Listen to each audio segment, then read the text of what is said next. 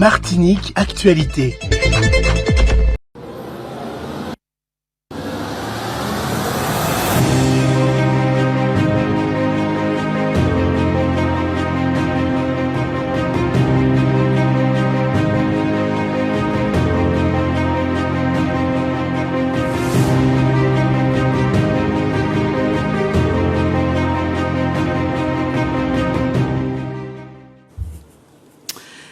Bonjour Barbara Jaili. Alors, je ne vais pas faire comme si je ne te connais pas. Carl Paolo. Voilà. Donc, on se connaît depuis très longtemps. Bonjour aux téléspectateurs et téléspectatrices de Zouk Télévision. Alors, nous avons 25 minutes, c'est court, pour que tu te présentes. Merci. Que les téléspectateurs et téléspectatrices de Zouk Télévision fassent connaissance, te connaissent, ou en tout cas pour ceux qui ne te connaissent pas encore, mais bon, tu es quand même une personnalité. Et que tu présentes ton programme. Donc je vais te poser un certain nombre de questions, tu verras si c'est des choses assez simples, éventuellement te relancer, il y a deux petites questions peut-être un peu, disons, pour te taquiner quand même. Mais on va commencer tout d'abord, je vais te demander de te présenter, de nous dire un peu quel est ton parcours sur le plan professionnel, personnel, ton parcours politique. Bon, tu n'es pas une inconnue, ton père était maire d'Ajoupa Bouillon, Edouard Jaili, bon. Donc voilà. Qu'est-ce que tu peux nous dire rapidement sur ça? Les 25 minutes, ça court vite. Oui, ça va vite. En tout cas, merci. Bonjour, Carl. Et bonjour aux téléspectatrices et téléspectateurs de Zouk TV. Donc, c'est vraiment un plaisir pour moi d'être là et puis d'avoir l'opportunité d'expliquer pourquoi je m'engage donc dans cette élection législative des 11 et 18 juin. C'est la première fois que je me présente. Effectivement, en mon nom, on va dire, puisque l'année dernière, j'ai milité avec un groupe pour la CTM. Donc j'ai 54 ans, je suis mère de famille, je suis maman d'une adolescente de 14 ans qui est en fin de collège et je suis martiniquaise, je suis née ici, je suis née à Fort-de-France, j'ai grandi entre Fort-de-France et la cité aux Anamas Chelcher. Mes grands-parents sont de Font-Laillé, mon père, donc tu l'as rappelé, était conseiller général et maire d'Ajoupa Bouillon pendant 24 ans. Et puis donc moi j'habite Chelcher. Donc je suis assez enracinée dans la côte nord Caraïbe, avec quand même un ancrage aussi dans le centre du nord, qu'on va dire. Et c'est vraiment un territoire que j'aime particulièrement. Et aussi le nord Atlantique, je fais pas de démagogie, mais c'est vrai que j'ai eu l'occasion par exemple de travailler sur le Belley, où j'ai eu l'occasion d'aller dans la campagne de Sainte-Marie, interviewer des ouvriers agricoles ou d'anciens ouvriers agricoles sur le Belley. Donc je pense que cette zone de Martinique, c'est une zone qui m'est particulièrement familière, même si je suis aussi foyalaise, quoi. Je suis née, comme je dis, à Foyal même, et mes premiers mois ont été là.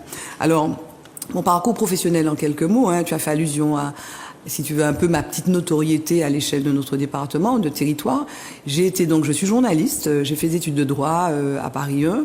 Je suis revenue ici en 89 et j'ai commencé à travailler comme journaliste indépendante. J'ai travaillé donc en faisant de la communication institutionnelle, j'ai collaboré avec des mairies, avec le Lamentin, avec Ajoupa Bouillon, avec la Chambre de métier, etc.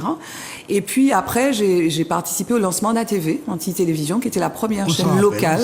Voilà, et donc j'ai donc présenté un journal télévisé le 11 février 93.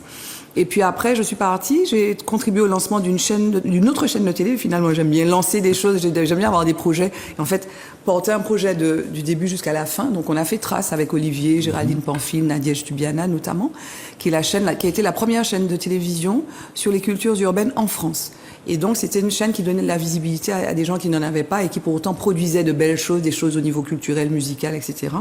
Et donc, je suis partie en 2015. J'ai été appelée au ministère de l'Outre-mer par Georges Paul-Angevin, donc qui était ministre des Outre-mer dans le gouvernement de Hollande, de François Hollande. Donc j'ai été conseillère technique en charge de la culture, du sport et de la vie associative de mars 2015 à août 2016. Après, j'ai travaillé comme chef de projet sur la Cité des Outre-mer de façon spécifique dans l'administration pendant 6 mois en 2017.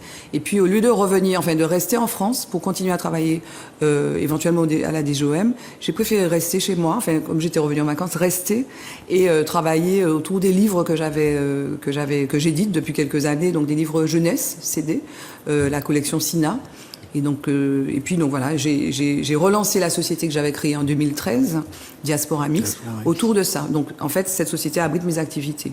Donc, j'estime, et je fais le lien, et sans vouloir être trop longue, si tu veux, que toutes mes activités aujourd'hui professionnelles, jusqu'à maintenant, ont été vraiment cohérentes et finalement aboutissent quelque part à ce que je me présente et que je veuille m'engager plus spécialement, disons plus avant, de façon plus volontariste ou proactive dans le monde politique, la vie politique, donc par cette candidature. D'accord. Alors, sur le plan justement politique, bon, on ne te connaissait pas d'affiliation, enfin en tout cas de manière publique. C'est bon, clair.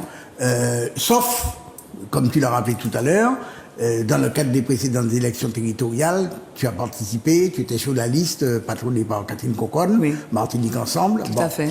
Donc c'était entre guillemets une nouveauté, puisque oui. bon, c'était ta première candidature, me semble-t-il. Oui, mais en fait, j'ai adhéré au PS en fait en 2015. D'accord. Donc je suis sans être militante active, mais j'étais en Seine-Saint-Denis. Donc j'ai pris la carte du PS, du Parti socialiste en 2015 en Seine-Saint-Denis.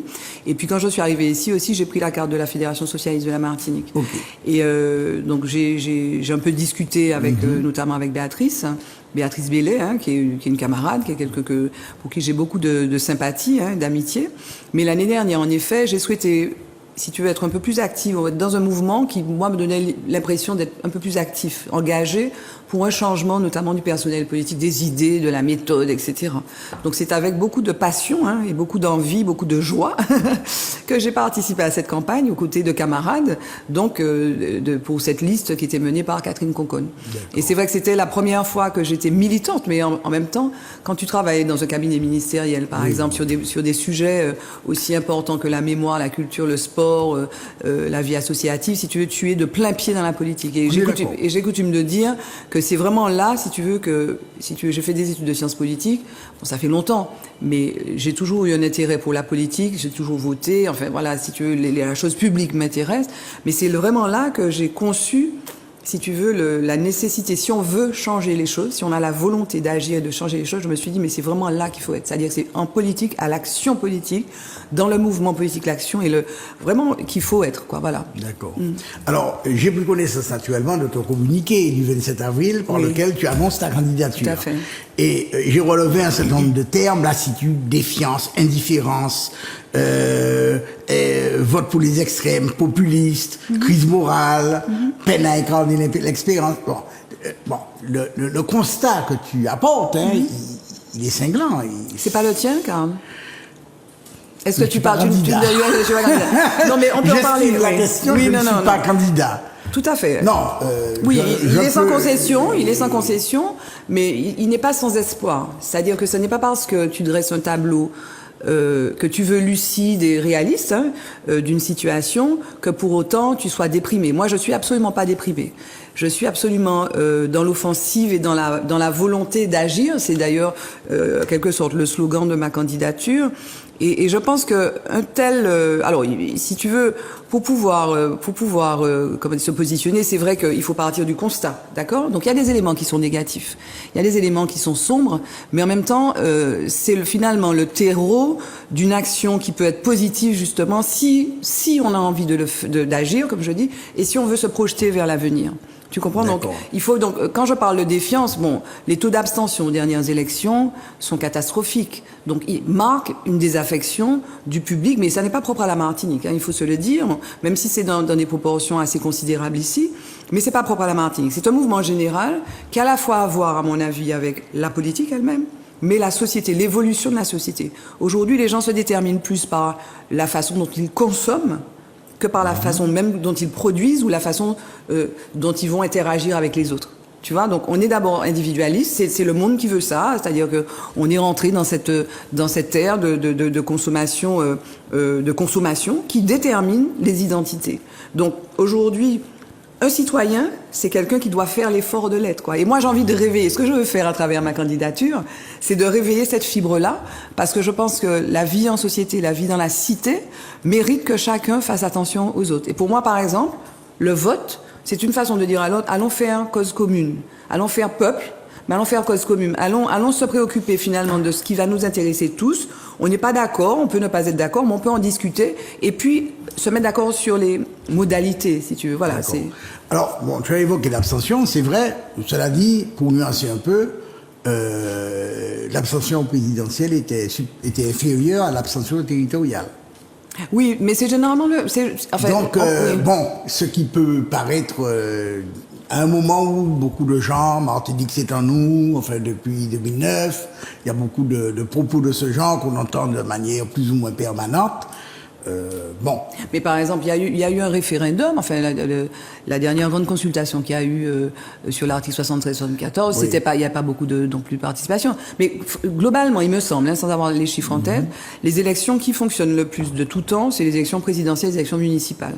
Entre les deux, bon, il y a un certain nombre d'élections qui n'ont pas beaucoup la cote, et bon, la pire de toutes, c'est les élections européennes pour lesquelles on atteint des niveaux d'abstention considérables, et puis l'élection législative aussi qui aura lieu en juin. J'espère que les gens vont se mobiliser parce qu'il y a un intérêt, certes, il y a un intérêt national, ça peut paraître lointain, mais en même temps, bon, les préoccupations finalement des députés qui votent les lois de la nation, qui sont d'intérêt général, qui vont finalement, dont les effets vont ruisseler jusqu'à nous en Martinique, nous intéressent aussi. Et puis c'est aussi un mandat de proximité. Alors, dernière question sur cet aspect-là, sur les motifs de ta candidature. Est-ce que les résultats des élections présidentielles au premier tour et au second tour ont pesé dans les choix que tu étais amené à faire, ou bien que de toute façon tu te serais présenté bon, parce qu'évidemment, il y a eu un certain nombre de commentaires, à la fois pour le premier tour, avec le fait que Monsieur Mélenchon ait été porté en à tête, 53%. et puis le score qu'a fait Marine Le Pen, donc, qui a donné lieu à des commentaires divers et variés.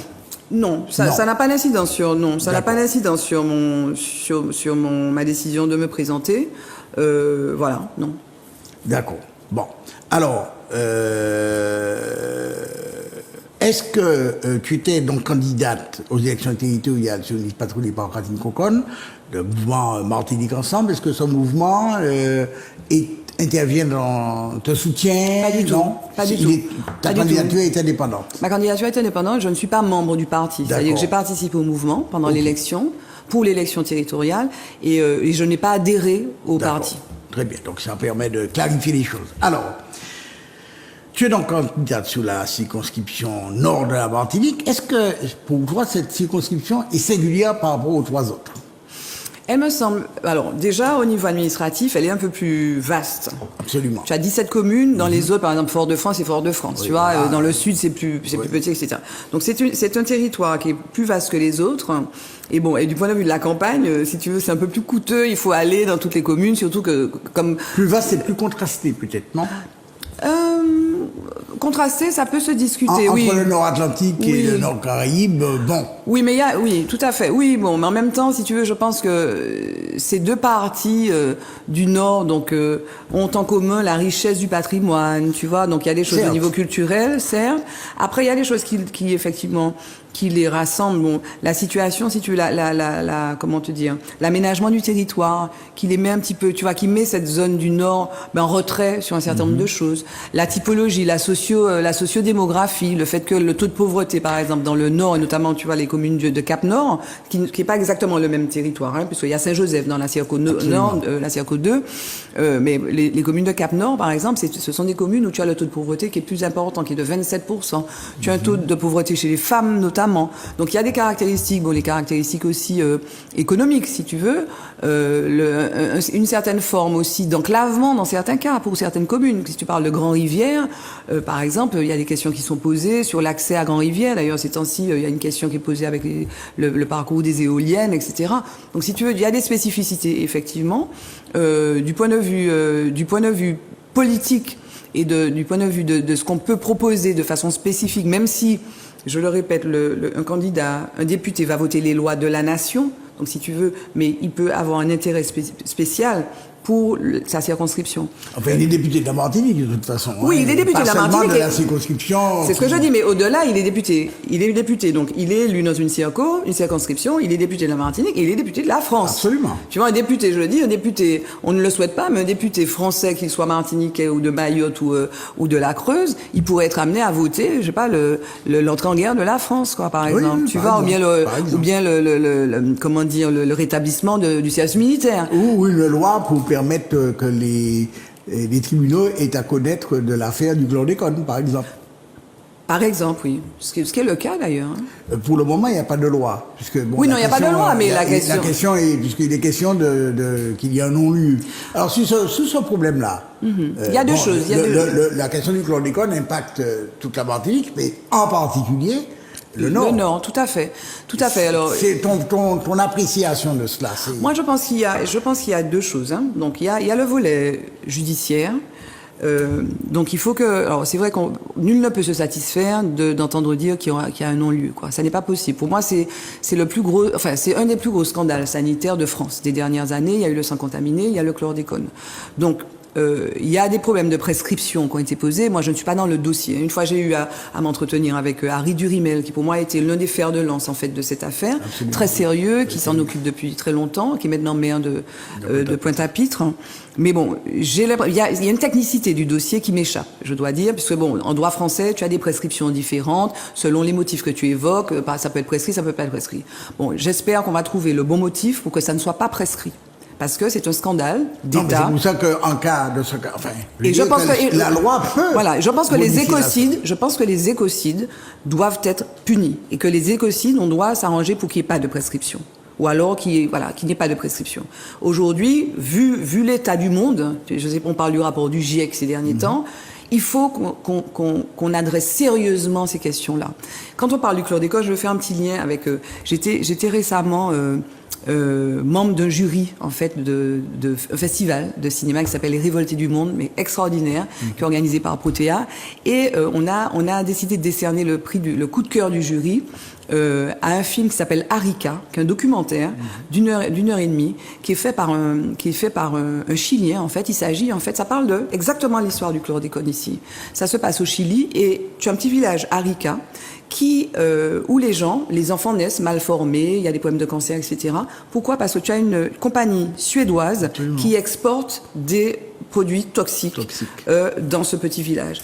Et en fait, c'est exactement... Et alors, le documentaire qui a été fait sur plusieurs années te montre, si tu veux, le combat que mène cette communauté pour se faire entendre. Et à la fin du documentaire, après une action, deux actions, ils n'ont toujours pas gagné. Mais le combat est long et le combat continue. Je sais qu'il y a une action de groupe sur le chlordécone, qui est une autre façon d'aborder le problème. J'espère qu'elle ira au bout et que ça va effectivement déboucher sur quelque chose. Mais ce que je veux retenir aussi pour le chlordécone, on peut donc dire qu'il faut condamner des agissements qui se soucient peu du bien commun et du public et des hommes et des femmes que nous sommes. Mais il faut aussi voir les choses positives qui sont en cours. Sur le chlordécone, il y a des études qui sont faites. Il y a la chlordéconémie généralisée. Moi, j'espère que ça ira beaucoup plus vite pour que chacun d'entre nous puisse comprendre exactement à quel niveau on est atteint de contamination et que ça permette au fil du temps d'établir un lien sans équivoque entre les maladies chroniques dont nous souffrons, d'autres maladies, et le chlordécone dans le sang. Donc il est important de faire les deux. Moi j'ai manifesté quand il y a eu cette grande manifestation précisément en février 2020. C'est ça, oui. J'ai manifesté, j'étais dans la rue, je me suis mobilisée moi plus d'une fois, notamment parce que j'essaie de documenter cette question-là pour le site que j'ai et ça m'intéresse quoi.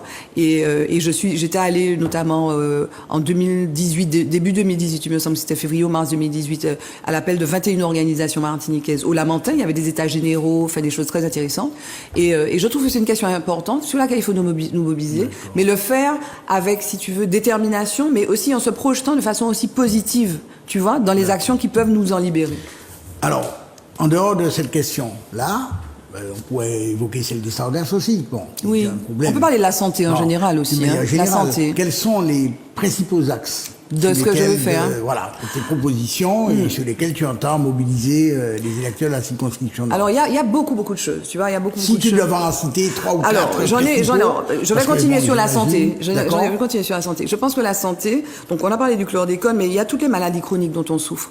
Et si tu veux, donc il faut vraiment, intensifier, parce qu'il y a des actions qui sont menées, donc toutes les actions pour qu'on aille mieux, tout simplement, pour que les Martiniquaises, qu'ils soient grands, petits, aient moins de problèmes de diabète, de problèmes d'hypertension, d'obésité. Donc il faut vraiment qu'on se mobilise de façon très très très massive sur ces questions. Mais là, c'est une question de mode de vie aussi. Oui, voilà, mais si tu veux, la politique, c'est tout. La politique, Bien c'est tout. sûr. Et la politique, si tu veux, un député seul ne peut pas faire, mais un député peut agir avec, un député peut faire attention aux lois. Par exemple, il y a la loi sucre de l'URL qui n'est pas bien appliquée. Il faut s'en préoccuper de façon concrète. Il faut aller voir les gens qui sont censés, si tu veux, contrôler ces choses-là pour leur dire, messieurs, ça n'est pas possible. Et dans mon livre, par exemple, Martinique libre, où je fais le conseil, puis j'avance des pistes, des perspectives, je parle de ça. Je parle de 3 poisons. Il y a le chlordécone, il y a la vie chère, il y a le sucre. Le sucre, un député, clairement, il va faire le point, excusez-moi, la loi Lurel, elle est appliquée ou elle n'est pas appliquée? Si elle n'est pas appliquée, pourquoi? Ben, si elle n'est pas appliquée, il faut qu'on fasse une autre loi, mais on l'a fait, l'autre loi. Et si elle est appliquée, que c'est les administrations qui font pas ce qu'ils doivent faire, eh ben, il faut que les administrations fassent ce qu'elles doivent faire. Donc, il y a la santé. Il y a la santé, il y a la question des déserts médicaux, il n'échappe à personne qu'on a de gros problèmes. Moi, en tant que mère de famille, ou même en tant que Martiniquais, j'ai mal aux yeux, je porte des lunettes, où est-ce que je vais voir un ophtalmo? Il n'y a pas. Et dans le Nord, il y en a encore moins. Orthophonistes, il y a des problèmes dans les écoles, les enfants, les chefs d'établissement, les enseignants disent que les enfants doivent voir des orthophonistes dans le Nord, je parle du Nord. Où sont les orthophonistes? À quel moment on dit qu'il faut, moi je veux qu'on fasse un plan d'attractivité santé. Il y a des choses qui sont dans les tiroirs avec l'ARS. Il faut intensifier ça. Il faut le faire de façon, comment te dire, déterminée, proactive. Moi je veux être une députée à 100%. Comme je dis, je n'ai aucun mandat électoral. Tu comprends? Donc je pars de zéro et je vais me dévouer à cette cause pour être non seulement un député qui ira à Paris voter les lois quand il faut y voter, on parle de santé, mais je vais continuer sur les autres thèmes, et qui soit dans sa circonscription pour aller voir les gens. Monsieur, pourquoi ça marche pas? Monsieur l'ARS, Madame l'ARS, pourquoi ça fonctionne pas? Tu vois, c'est ça que j'ai envie de faire. Oui? Lorsque c'est pour aller un peu rapidement, parce que le temps passe, quand tu as évoqué tout à l'heure la question de la vie chère. Oui. Bon. Tu vois ça comment? Enfin, j'ai 2 questions à te poser. La vie chère, la deuxième, sur non seulement les déserts médicaux, mais plus généralement le fait que le Nord, et le Nord-Caraïbes notamment, mais le Nord d'une manière générale perd ses habitants, la Martinique perd des habitants, et donc la circonscription dans laquelle tu te présentes perd beaucoup d'habitants, peut-être plus que les autres. Bon. Est-ce que tu as des propositions?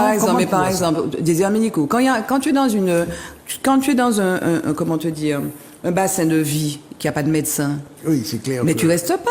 Donc il faut être proactif par rapport à ça. Je n'ai pas la solution là, mais il faut agir pour qu'il y ait des médecins qui viennent.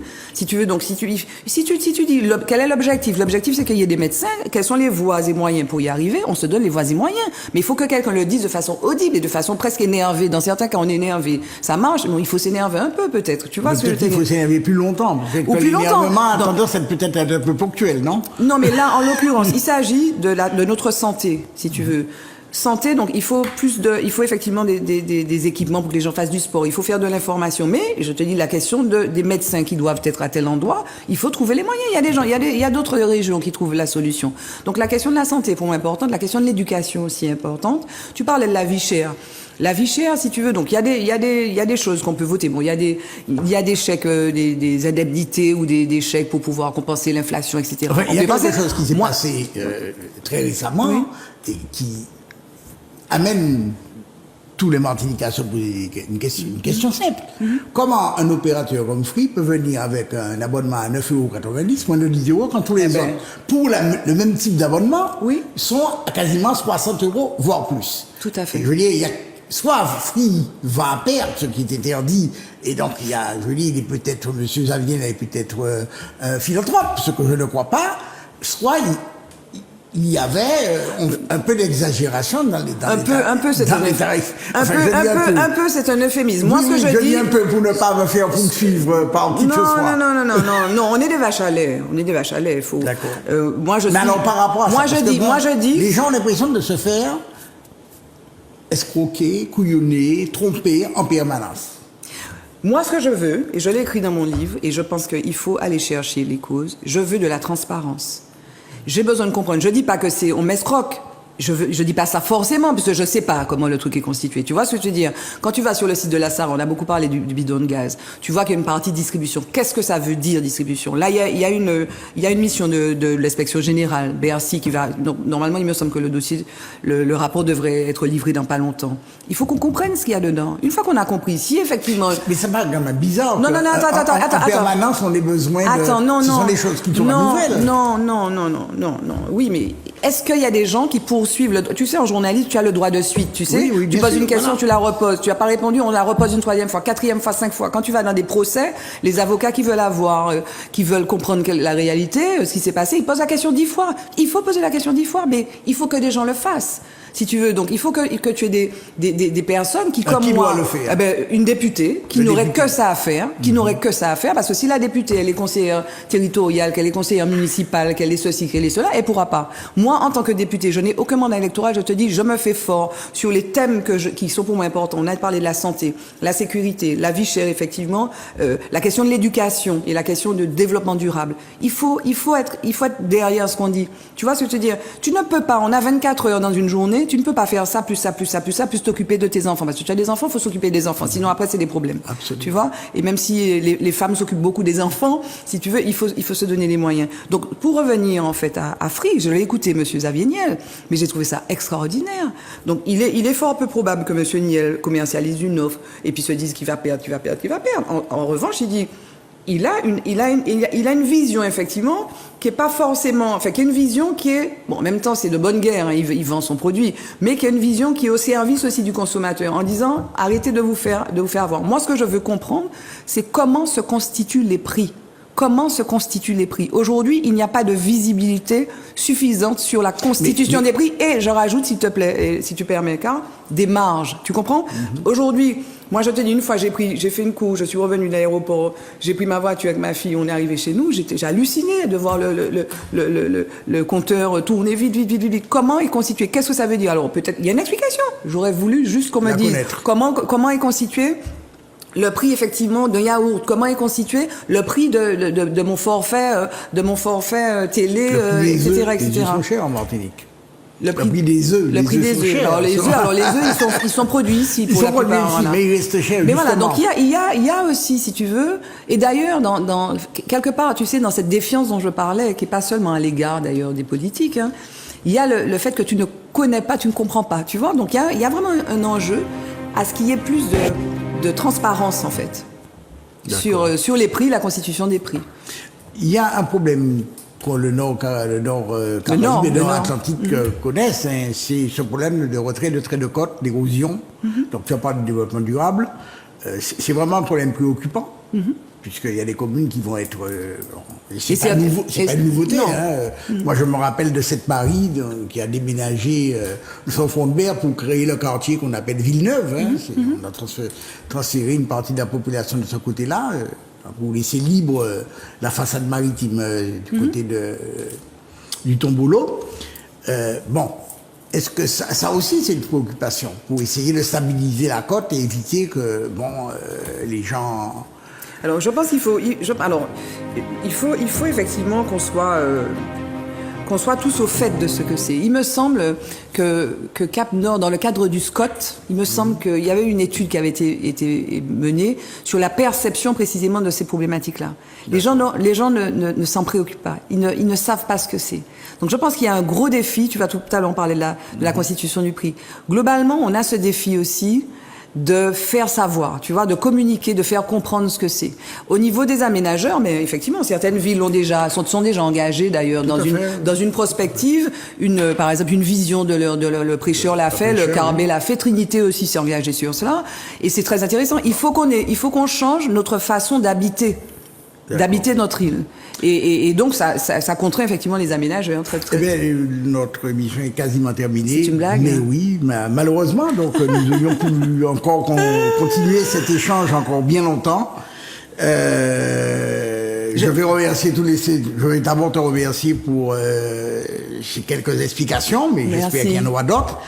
Et puis je remercie nos téléspectatrices et téléspectateurs d'avoir bien voulu suivre cet échange en espérant que ça va les motiver pour écouter ce qui se passe dans la campagne, notamment pour ceux de ta circonscription, et puis tous les autres et tous les autres aussi, puisque vous êtes quand même assez nombreux. J'ai l'impression, je peux rajouter quelque chose? Je t'en prie. Oui. J'ai l'impression qu'on est moins nombreux que la dernière fois. On parle d'une Pour le quarantaine moment, de oui. personnes. Pour le moment, et oui. pour le coup, je trouve que c'est bien. Je trouve que c'est sain. Je trouve qu'un citoyen comme moi, sans étiquette, sans parti politique, mais sans aucun mandat électoral pour être disponible, eh ben, veuille s'engager, effectivement, Oui, au il y en service a. de sa communauté. Il y en a. Moi, je n'ai pas à critiquer ça. Je n'ai pas à critiquer ça. Je trouve que c'est bien et au moins les gens ont le choix. Alors, effectivement, à charge pour chacun des électeurs, chacune des électrices, à aller voir les professions de foi, écouter, effectivement, mais c'est un moment quand même de vitalité démocratique, moi, qui me paraît très intéressant parce qu'on parle du pays, en fait. bien On sûr. parle du pays, et puis bon, c'est bien, là, on a parlé du fond. Et je veux rajouter, si tu permets, Karl, que Je t'en prie. au-delà des thématiques qui me sont chères, je l'ai dit, éducation, santé, sécurité, développement durable, économie, il y a les valeurs aussi qui me paraissent essentielles, les valeurs de respect, les valeurs de solidarité, de responsabilité, de travail. Voilà, ce sont des choses, si tu veux, sur lesquelles, quand je vais rencontrer les gens, eh ben, j'insiste un peu en les écoutant. Voilà. En tout cas, merci pour l'invitation. C'est nous qui te remercions. Merci bien. Super. À bientôt. Au revoir. Ah, voilà. Au revoir. Au revoir.